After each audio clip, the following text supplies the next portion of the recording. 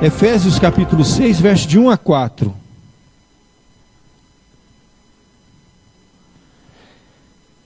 Filhos, dirigido aos filhos primeiro, hein? Obedecei vossos pais no Senhor, diante do Senhor. Interessante esse ponto, pois é justo. Honra teu pai e tua mãe, que é o primeiro mandamento com promessa, para que te vá bem.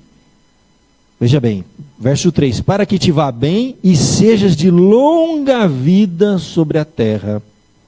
E vós, pais, não provoqueis vossos filhos a ira, mas criai-os na disciplina e na admoestação do Senhor. Eu vou repetir o início. Vós, filhos, obedecei a vossos pais no Senhor. Vós, pais, não provoqueis vossos filhos a ira, mas criai-os na disciplina e admoestação. Vamos orar? Como sempre faço, gente. Eu digo o seguinte: Spurgeon, que era o príncipe dos pregadores, se você quer ver se uma pregação, uma mensagem, ela é bíblica, reformada, ela tem que ter no mínimo 5 pontos. Cita o texto, introduz o texto, algum tema cotidiano, alguma coisa que aconteceu, faz o link, acabamos de fazer. Contextualiza, explica e aplica. Simples, 5 pontos. Se você vê esses 5 pontos, não é à toa que eu faço toda essa introdução, essa coisa lá toda. Isso aí, gente, a gente está introduzindo o tema. Cita o texto, contextualiza, explica e aplica. Cita, contextualiza, ilustra, contextualiza, explica e aplica. Nós vamos agora para a segunda etapa, terceira, Já introduzimos, citamos, e agora vamos contextualizar. Precisamos saber que livro nós estamos lendo. A Bíblia tem gêneros literários diferentes, cada livro, cada período. O propósito do autor é que determina o sentido do texto, não é o que eu acho que eu penso. Nós não somos adeptos do relativismo, cada um acha que... Não existe isso. Propósito do autor. Nós vamos ver aqui então, o cristianismo chegou em Éfeso, cidade de Éfeso, que recebeu a carta de Éfeso, tinha a igreja de Éfeso. Quando, na segunda viagem missionária do apóstolo Paulo, ele vai deixar naquela cidade seus companheiros, Priscila e Áquila, isso está registrado lá em Atos dos Apóstolos, interessante aqui, capítulo 18, verso 18 em diante diz. Mas Paulo, eu fiz reticência, diminuí, acabei no telão, navegou para a Síria, ele ia indo para a Síria, leva em sua companhia Priscila e Áquila, chegando a Éfeso, os deixa ali, e despedindo-se, diz, se Deus quiser, voltarei para vós outros, e embarcando partiu de Éfeso. Então, quem fica lá? Ele vai ficar um tempo, vai ser implantado uma igreja, ele vai embora, e Priscila e Áquila, um casal, um casal aqui, que vai conduzir esse trabalho, missionários, levantar aquela igreja, edificar aquele trabalho. Muito bem. Lá pela terceira viagem missionária, Paulo permanece em Éfeso cerca de 2 anos, está registrado lá na palavra de Deus. Ele fica 2 anos com aquela igreja, edificando a igreja, orientando, a igreja começou a crescer. Cidadão Éfeso, viu gente? Cidadão, cheio de igrejas, de templos aos deuses pagãos daquela época. A Diana dos Éfesos, A gente vê isso lá em Atos. Uma cidade forte, uma cidade comercialmente muito interessante. Muita gente se converteu, a igreja cresceu. Paulo ficou 2 anos lá. Não é toda igreja que ele ficava 2 anos, não, gente. Dedicando ali o seu tempo, instruindo aquele povo, capacitando, muitas almas se convertendo, as famílias. Na terceira viagem ele fica lá 2 anos, depois ele vai ser preso, é levado para Roma, prisão domiciliar, ele vai escrever muitas das suas cartas, são as cartas da prisão, são várias, que a gente vê aqui, cartas de Paulo, cartas da prisão. Lá no capítulo 3 de Éfeso você vai ver isso, Efésios, diz assim, por esta causa eu, Paulo, prisioneiro de Cristo, por amor de vós, gentios. Ele está dirigindo uma igreja feita de gentios, gentio é não judeu. Dirige essa carta dizendo que ele estava preso, prisão domiciliar, ele podia escrever cartas, a carta era levada à igreja de Éfeso, não só a igreja de Éfeso, mas muitas igrejas daquela região, geralmente elas eram lidas, publicamente durante o culto. Nós vamos receber aqui a carta apostólica. E ela simplesmente era lida. É tão clara, é tão autoexplicativa, que você pode ler na sua casa. Poucos pontos você não vai entender.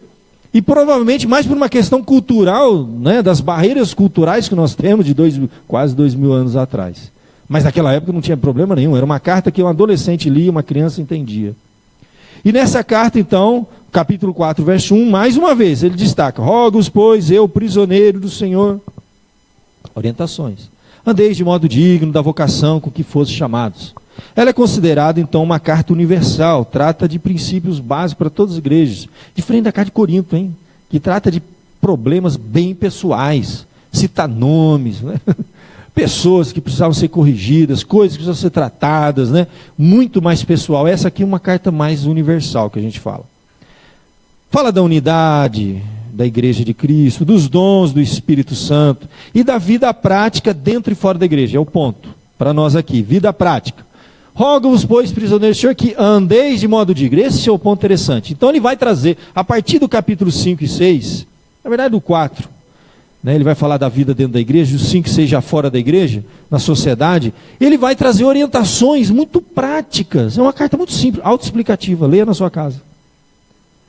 Como que eu vivo uma vida digna, né? Andeis de modo digno do meu chamado. Eu sou um cristão, eu sirvo a Cristo. Como que eu glorifico, eu honro a Cristo na minha vida, no dia a dia, nos meus relacionamentos familiares, sociais, porque a gente está puxando o gancho, nós estamos funilando, está vendo? Aí ele vai trazer uma lista aqui, ó. Eu vou andar de modo digno dentro da igreja, como? Obediente a Jesus no contexto de igreja, capítulo 4, verso número 1. Se você for lá no capítulo 4, ele vai falar da vida em comunidade. Que mais? Na sociedade, do verso 17 até o 5:20. Eu vou honrar a Cristo sendo obediente dentro do contexto da sociedade. Finalmente, no lar. Capítulo 5 até o 6:4. Acabamos de ler. Termina aqui o 6:4. Ele vai falar da vida do casal. Ele vai falar da vida do marido, esposa, pais e filhos. E finalmente ele fecha falando no trabalho. Vós, servos, como que eu vou testemunhar a Cristo, obediente a Cristo no contexto profissional. Então aqui nós vamos linkar aqui, ó, pinçar esse ponto, família e relação pais e filhos. Não vou falar de marido e mulher, nada disso aí. O ponto é isso: filhos, obedecei a vossos pais no Senhor, porque isso é justo. Vamos extrair do texto princípios universais, imutáveis, que se aplicam a todos, em qualquer cultura. Mexeu nisso, dá problema. Mexeu no princípio da... Pode mudar a sociedade, tecnologia.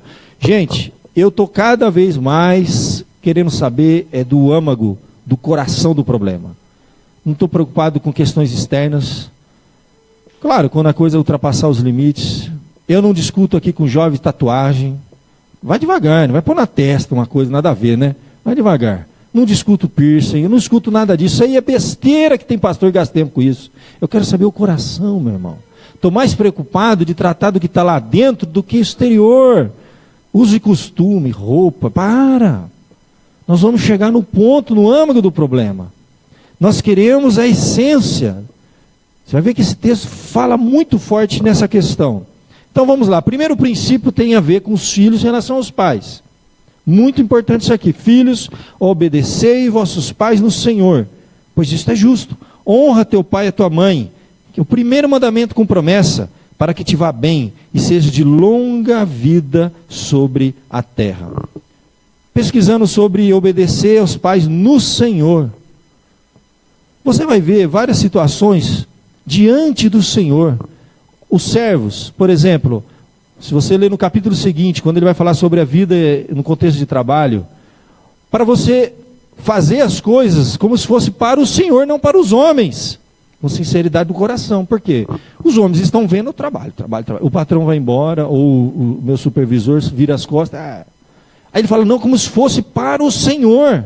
A ideia clara aqui do texto de um filho, quando ele vai tratar dessa questão do relacionamento com o pai e mãe, se vai dar atenção ou não, ele tem que entender o que está em jogo aqui é o relacionamento dele com Deus, antes de tudo. No Senhor é coração. Por quê? Porque o homem vê o exterior, mas Deus vê o coração. Isso já vai chamando a nossa atenção para um problema profundo com os pais. Muitas vezes pais estão preocupados com questões exteriores. Mudança de estilo de roupa, de atitude. o coração que é o problema. E muitas vezes até o comportamento. Aparentemente ele está obedecendo, mas o coração não. A ideia aqui é muito mais profunda. É a ideia de alguém que diante de Deus, que conhece o meu coração. Então, entenda uma coisa, jovens, adolescentes. Deus estabeleceu esse princípio. E Paulo vai puxar o gancho, vai levar lá para o 5º mandamento. Ó, peraí, 5º mandamento foi na época de Moisés. Alguém vai dizer, mas mudou a época. Paulo está vivendo outro contexto, grego-romano. A vida mudou. Paulo puxa o mandamento, que vem lá do 5º mandamento, que Moisés, há milhares de anos, havia escrito. Paulo traz, continua válido. Passou 2000 anos, continua válido. É princípio. O 5º mandamento é o primeiro dos mandamentos, porque assim, ó, você tem 10, né? De 1 a 4 diz respeito ao meu relacionamento com Deus. Né? Não terá outros deuses diante de mim, honra, guardar o dia do Senhor, né? Deus. Do 5º em diante, o meu relacionamento com o próximo. E o primeiro dos mandamentos, o 5º em diante, é qual? Honra teu pai e a tua mãe. Essa questão aqui, meu querido, estabelece um princípio que vai ser aplicado em todas as esferas. É o relacionamento nosso com a autoridade. Isso é um problema. Foi para a minha geração, na minha adolescência, rebeldia, não queria acatar a autoridade. Está sendo para a nossa, só vai agravando. É um princípio. Esse princípio é claro. Resistir a uma autoridade, a Bíblia diz, você está resistindo a Deus. É um princípio. Se você começar a estudar a Bíblia, o princípio da autoridade, você vai entender que nós devemos acatar as orientações de uma autoridade, porque não há autoridade no mundo que não tenha sido colocada por Deus, e eu devo acatar as orientações de uma autoridade por temor a Deus. Isso começa onde? Pai e filho. A primeira noção de autoridade que o ser humano vai ter chama-se pai e mãe. Se a gente conseguir superar essa arrebentação, vamos dizer assim, bênção, gente. Maravilha.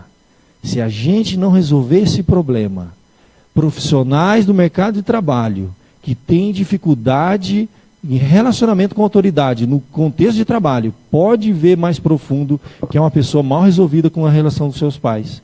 Ele não consegue, ele tem dificuldade, ele vai carregar isso para o resto da sua vida. Qualquer estudo, uma anamnese que a gente vai fazer na vida da pessoa, ele vai ver que eu não tenho problema com meu pai. Ele vai transferir isso para todas as autoridades na sua vida. Autoridade espiritual, eu sei disso porque os maiores problemas que eu já tive com pessoas no contexto de comunidade, eu ia a fundo, tinha problemas sérios, falta de perdão, coisas erradas que os pais fizeram lá atrás, abuso de autoridade e poder, isso se transfere e se arrasta para o resto da vida. É um momento único e especial que Deus coloca uma criança, para nós ensinarmos esse princípio de autoridade. Não é com abuso, gente. É uma autoridade amorosa, mas firme. Um amor e firmeza. Nós vamos estar ensinando para essas crianças que o mundo funciona dessa forma. E se o pai e a mãe que não ensina para a criança agora, você sabe, se a criança não... Aquelas frases, né? Frases de efeito, mas é fato. Se a gente não ensinar não para ela hoje, ela vai ouvir não lá. E vai ser muito mais difícil ela lidar. Vai ser uma pessoa que vai ter dificuldade em todos os relacionamentos profissionais, sociais. Não vai conseguir lidar com autoridade. É um princípio. Começa dentro de casa. Paulo vai buscar lá no 5º mandamento. Honra pai e mãe. Honrar, gente, é mais do que obedecer. Honrar envolve coração. Eu honro a Deus com o quê? Com o meu coração, primeiramente. A atitude externa é só um reflexo. Então isso pesa para os filhos e pesa para os pais. Eu não estou preocupado que meu filho simplesmente faça o que eu estou mandando ele fazer. Eu estou preocupado que o coração dele esteja acatando isso, porque resistir a uma autoridade, se for feita com amor, com firmeza, com coerência, resistir isso é resistir a Deus. O problema dele está sendo com Deus, não comigo. E eu, como pai, tenho que estar preocupado com isso. E o meu filho tem que entender uma coisa. Quando ele peca contra mim, antes de tudo ele pecou contra Deus. Esse é um princípio básico. Eu poderia dizer que nesse princípio, quando ele continua dizendo que vá bem, seja longa vida sobre a terra, é um princípio que Deus criou para o nosso bem. Jovem, adolescente, eu vou contar uma coisa para você. Isso aqui vai ser determinante para o sucesso ou fracasso da sua vida. Isso não é opção. Isso é, sabe por quê? Porque Deus criou esses princípios primeiro para proteção.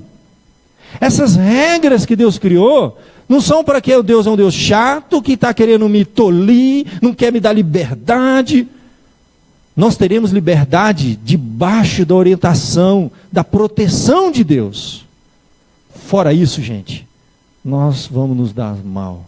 Proteção para ter uma vida longa, diz o texto sagrado. Que mais? Direção para ter um norte.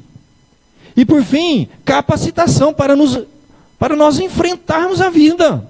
Deus coloca o pai e mãe como um princípio básico para que haja proteção, direção e capacitação para você enfrentar a vida. E olha, sugestão de leitura para você. Eu estou gostando, achando maravilhoso. Há muito tempo que eu tinha esse livro, já tinha tirado algumas lições. Pastoreando o Coração da Criança. Muito bom. Ted Tripp é uma das maiores autoridades, tá? Comportamento humano, cristão, teólogo, profundidade. Excelente. Eu vou usar aqui alguns princípios já com você, aplicando. Ele faz estudos bem profundos aqui em Efésios. Muito interessante a gente pensar nisso. Meu querido, então, esses princípios que Deus colocou para proteger, para dirigir e para capacitar. A gente diz assim que, é um termo que ele usa, ciclo de proteção. O filho que compreendeu, sacou esse princípio, ele vai entender o seguinte: enquanto eu estiver debaixo da orientação do meu pai, eu estou dentro de um círculo de proteção. Eu saí disso, eu saí desse círculo. O que pode acontecer? Qualquer coisa pode acontecer. Eu saí do círculo de proteção. Então não é porque, claro, tem outro lado dos pais. Calma, filho. Eu sei, tem pai que sufoca, tem pai que liga de 5 em 5 minutos, tem pai que não confia. Calma, esse é outro problema, vou falar com os pais. Agora, filho, vamos à primeira parte. É círculo de proteção. Deus criou isso para te proteger, porque Deus te ama. Porque Ele quer o teu bem. Você precisa de proteção, de direção e ser capacitado para enfrentar a vida. Porque o mundo lá fora, meu irmão, não é papai e mamãe. A coisa é muito pior. E olha, a gente vai descobrir isso às vezes tarde demais. Há trancos e barrancos e às vezes com consequências irreversíveis. Eu sofri muito com isso na minha adolescência. Fui um filho rebelde, apanhei, mas sofri, comi, como diz aí, o pão que o diabo amassou. Deus teve misericórdia de eu voltar. Muitos amigos meus não voltaram. Não teve volta. Muitos não voltaram. Você sabe. Coisa que está acontecendo no mundo dos vícios, de coisas que acontecem, às vezes, irreversível. Quando volta, volta com sequelas. Eu tenho algumas sequelas. Tenho vários problemas. Problemas de disciplina que eu carrego a minha vida inteira, porque fui rebelde, não queria ouvir nada de ninguém, não tinha autoridade. Saí de casa com 16, 17 anos, sofri o cão. Experimentei tudo que tinha que experimentar. Fiz tudo que foi por Deus que eu não morri. Eu voltei para casa, depois de uns 2, 3 anos, fui lá para o norte, subi lá para o fim do mundo lá, magro, pele e osso, caquético, com a vida destruída, emocionalmente destruída. Várias vezes pensei em tirar minha vida. Eu saí do ciclo de proteção. Mesmo que a minha história foi dramática, tive um monte de problema, isso aí nós vamos tratar daqui a pouquinho. Filho, Deus criou esse mecanismo maravilhoso para o teu bem. Ouve teu pai e a tua mãe. É um princípio, está lá, vai ler lá Eclesiastes, Provérbios, sabedoria para a vida. Filho meu, ouve o mandamento do teu pai e tua mãe. Isso é muito antigo, gente, desde que o homem existe. E quem criou isso foi Deus, para proteção, para direção e para capacitação. Às vezes é chato ouvir orientação. E às vezes a gente leva uns choques, né? Eu me lembro de uma história que os 2 irmãos, o mais velho e o mais novo, foram jogar bola num estacionamento de uma fábrica e tal, era proibido estar lá, eles foram lá jogar, aquele negócio todo. Aí um grupinho mais velho apareceu, jogaram uma pedra lá na vidraça, quebra a vidraça, uma ilustração aqui pra gente. Saem todo mundo correndo, vai dar problema, vai para casa. Os pais ficam sabendo, aí o pai e a mãe dizem: você não vai mais jogar bola. Moleque, né? Não vai mais entrar lá que vai dar problema. Passam algumas semanas, a molecada vai lá de novo na casa do menino, aperta a campanha: vamos lá jogar bola. Não, sua mãe nem vai ficar sabendo. Aquela história, todo mundo já viveu isso, né? Sua mãe nem vai ficar sabendo. Aí o menino mais novo bobinho, né? Vai na onda. O mais velho vai, o mais novo também. Eles chegam perto da fábrica, tem a tela lá enorme para subir, e os moleques começam a subir a tela. E o mais novo olhando. E ele lembrou desse princípio. Para que tenha vida longa. E aí o menininho mais novo falava para o irmão mais velho: ô irmão, você realmente não quer viver muito tempo mesmo não, né? Aí os amigos: você é louco? O que vai acontecer? Você acha que o pai vai me matar só porque eu vim jogar bola? Aí ele falou assim: não, porque colocaram uma cerca elétrica aí, ó, de ponta a ponta ali, ó, eu estou vendo lá, ó. E aí na hora que o menininho, pô, uma ilustração boba, infantil, pensa no círculo de proteção que Deus fez. Pensa que Deus pode estar dizendo para você, jovem, adolescente: olha, através dos teus pais, não vai nessa, sai fora. Deus pode estar dizendo para você. E não ouvir seus pais, em alguns casos, eu sei que tem pai que sufoca, eu vou chegar lá. Alguns casos pode ser uma voz de Deus na sua vida que você está dizendo não e vai sofrer consequências. Tem inúmeras ilustrações para contar, que eu vivi e vi coisas acontecerem, porque os filhos realmente saíram do círculo de proteção. Todo mundo aqui deve ter história para contar e para ouvir. Deus estabeleceu isso, é um princípio. Eu sei que não é fácil, a coisa mais chata do mundo é você estar num sinal e você vê o carro da frente para, vermelho, aí você tem que esperar 2 minutos, está com pressa, e aí depois abre o sinal verde, o da frente não sai, enrola, e o terceiro para de novo, você pega o sinal de novo. Sabe? É sinal. Mas às vezes a gente avançar sinal pode custar muito mais caro que 2 minutos. A multa é mais cara, bater o carro é mais caro o seguro, e às vezes ficar 2 meses no hospital pode ser mais caro. Então, por causa de 2 minutos, a gente paga um preço altíssimo, simplesmente porque avançamos um sinal. Limites que Deus criou, círculo de proteção para o nosso próprio bem. E a gente quer liberdade, eu sei que é isso. Ai, nossa, o que eu queria era liberdade. Foi bem longe. Fui morar com a minha avó no Rio, depois fui com os parentes para Brasília, depois fui subindo até lá quase indo para outro país, tem o norte lá, Pará. Fui parar lá longe, liberdade. Me escravizei num monte de coisa errada. Eu penso num trem. Uma ilustração que Ted Tripp fala que eu acho assim muito boa e aplicável. Um trem, toneladas de ferro. Pesado. Mas enquanto ele está preso no trilho, ele anda rápido. E ele chega. Tira do trilho para você ver. São princípios que Deus estabeleceu. Para que você, jovem, adolescente, vá longe e chegue lá na hora certa, no tempo certo, e tirar do trilho. A gente tem a sensação, vou ter liberdade, desvia, velho. Desencarrilha, sai fora. Problema para nossa cabeça. Já tem mais coisas que eu vou puxar dos filhos, mas vamos começar o segundo princípio. E vós, pais? Não provoqueis vossos filhos a ira, mas criais disciplina e na admoestação do Senhor. Vamos ver essas 3 coisinhas que nós temos aqui, olha. Provocar a ira, criar na disciplina e na admoestação. Muitas coisas provocam a ira dos nossos filhos. Eu já provoquei. Sou humano, estou estressado, falo na hora errada, do jeito errado, a gente faz isso mesmo. E a gente tem que se reconhecer quando erra, pedir perdão, tá? Mas isso não tira a nossa autoridade. O pai tem que ter firmeza para ir lá e reconhecer quando errou, quando provocou, em vez de corrigir, corrigiu de forma irada, só vai provocar a ira, a gente faz isso. Às vezes provocamos a ira quando a gente sufoca demais. Tem um limite, mãe. Tem um limite, mãe. Tem mãe que trata do filho com 20, 30 anos como se ele tivesse 8 anos de idade. Você está sufocando, isso é uma forma de provocar a ira. Desestimulando muitas vezes. Nós não estimulamos nossos filhos como deveríamos, irritamos com coisas desnecessárias. Os pais erram também. A primeira coisa que eu ensinei ao meu filho, você tem um pai pecador, que vai errar, mas ele dá autoridade sobre a sua vida. Imperfeita. E vou dizer, as minhas imperfeições vão ajudar você a crescer. Você vai viver debaixo de um pai imperfeito. E vai ter que crescer para conviver comigo, porque eu não sou fácil. A verdade é essa. E é essa que é a realidade que a gente vive. Pais provocam a ira dos filhos, estão errando e prejudicando, não é educar, estão deseducando, a gente sabe disso. Temos que ter brio para chegar lá para o filho e falar: filho, errei, falei da forma errada, eu me exaltei demais, entendeu? Fora isso, duas coisas básicas: correção e orientação. Damos o norte, e quando está saindo do trilho, a gente tem que ir lá e corrigir. Corrigir envolve muitas coisas, gente. Eu sei que nós estamos numa época da lei da palmada, você não pode... Cada pai sabe o limite. Cada pai sabe o filho que tem. Os nossos filhos não são iguais. Esquece esse negócio. Criei tudo igual, deu tudo errado. Não é igual. Cada um é um. Olha, tem filho que se você falar duro, ele... Tem filho que você vai falar duro, mesmo que nada. Você vai dar chinelada, mesmo que nada. Você vai cortar, mesmo que nada. Cada um é um. Você tem que saber a casca dura que cada um tem. Casca dura, às vezes, velho.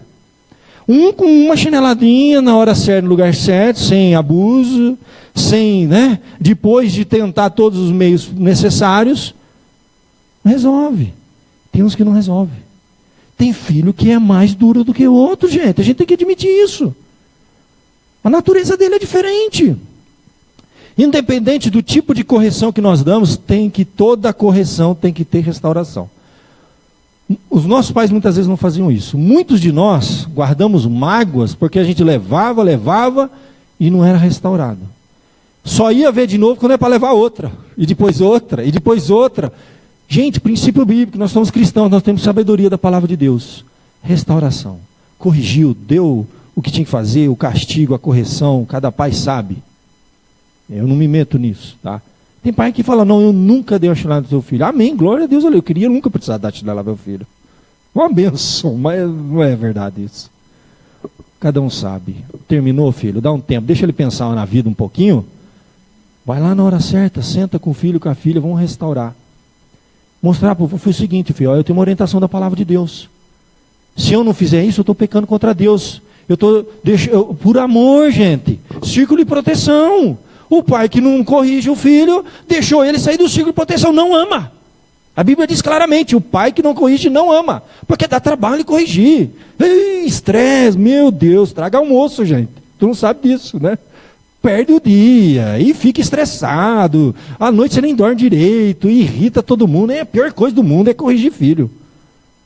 Mas é por amor que a gente faz isso. Pagamos o preço. E por temor a Deus, porque a Bíblia manda.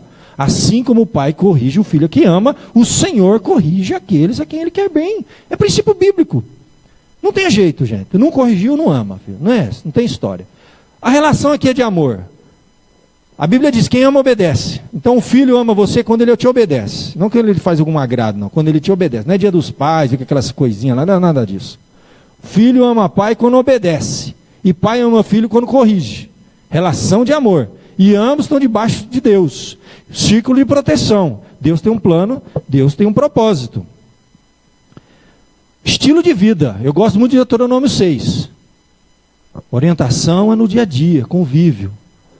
Eu sei que a vida está difícil, a gente não tem tempo para ficar com nossos filhos, mas não temos que achar tempo, gente. Nós vamos ter que achar um tempo. Nós temos tempo para tudo, para ganhar dinheiro, para os nossos projetos, nós vamos ter que ter tempo para os nossos filhos. Estas palavras que hoje te ordeno estarão no teu coração. Começa comigo e com Deus. O negócio é entre eu e Deus. Do meu coração tem que ir para o coração do meu filho. Se não tiver no meu coração, não funciona. Aí eu vou inculcar, trazer para dentro dele. Falarás assentado na tua casa, andando pelo caminho, ao deitar-te, ao levantar-te. É um estilo de vida, convivência. Mostrando os princípios no dia a dia, nas coisas cotidianas. Nós precisamos achar tempo, não é fácil, gente. Existem tempos formais, né, que a gente para, vamos fazer uma oração. Olha, não é possível, gente, o dia tem 24 horas.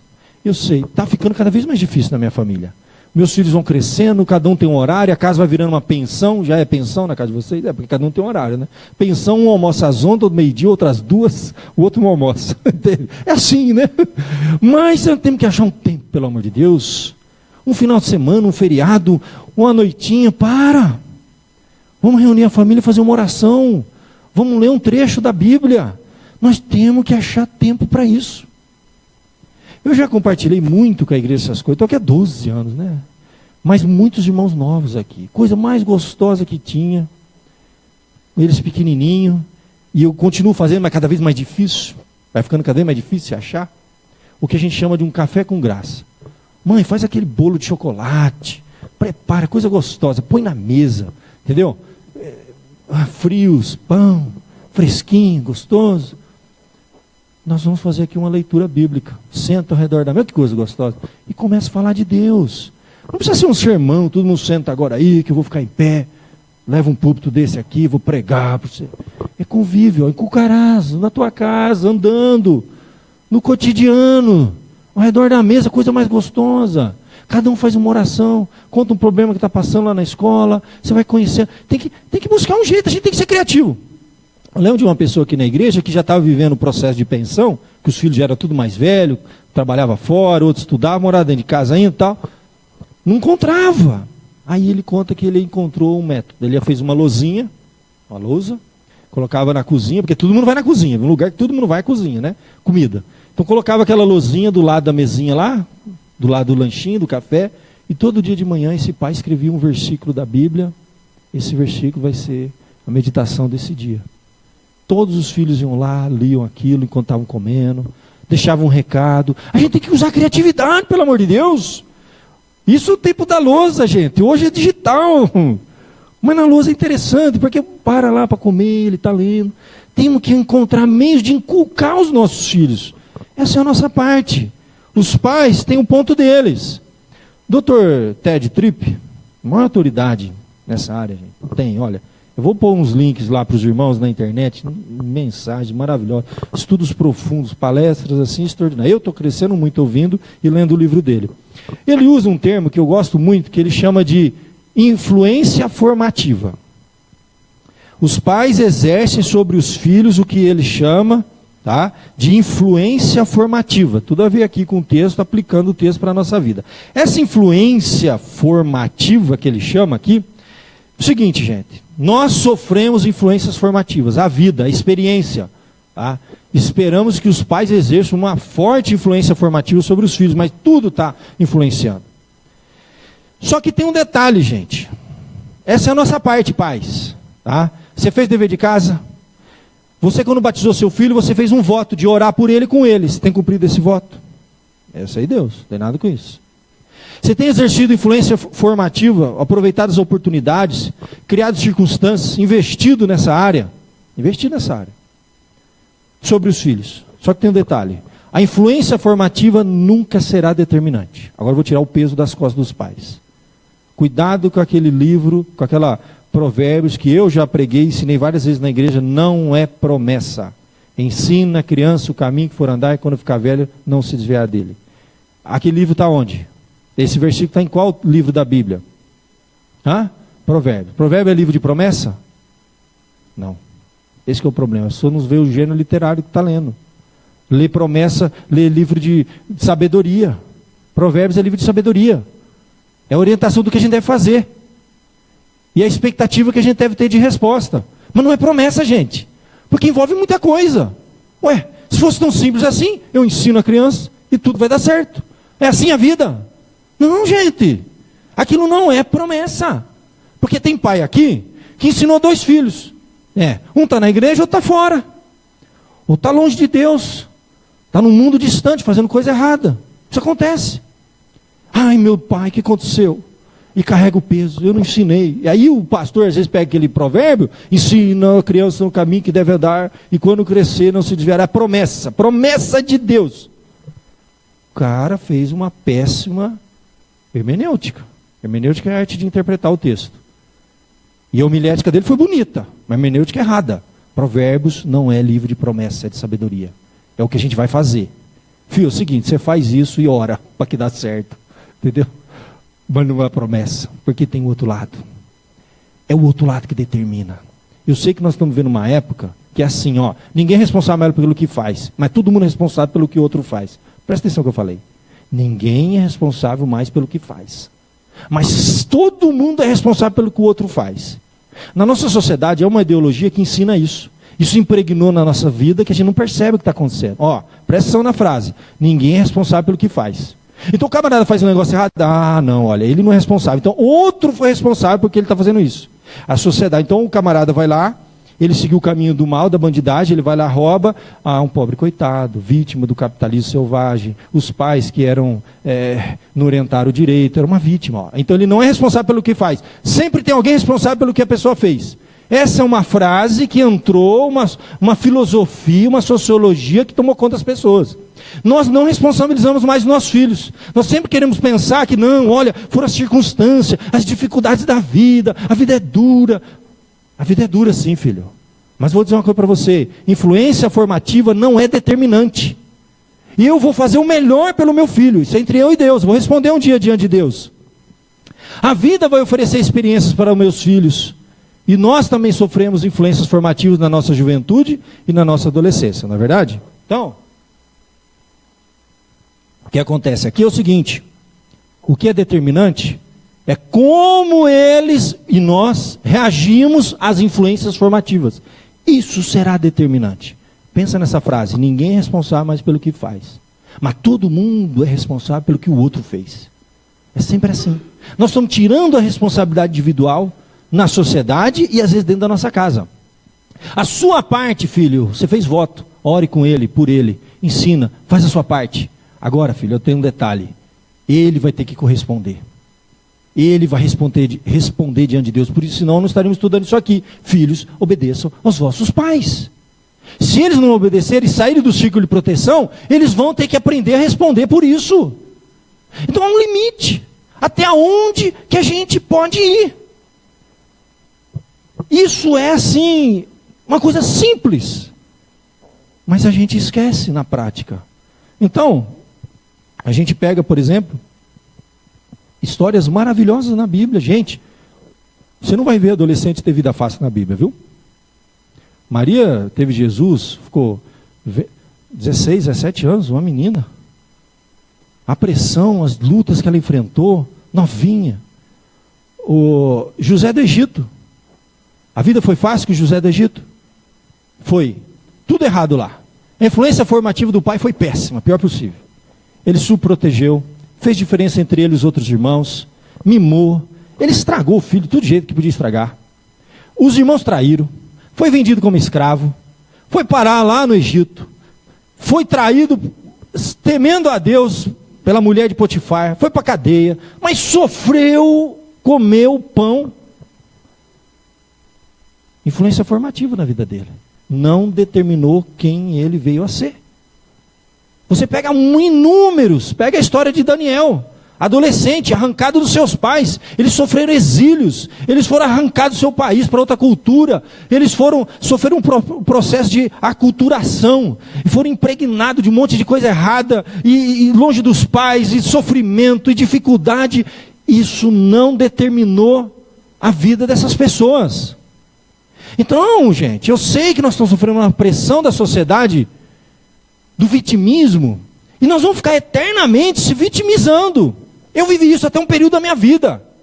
Perdi a minha mãe com 6, 7 anos. Uma doença grave. Meu pai sofreu muito com isso, caiu nos vícios.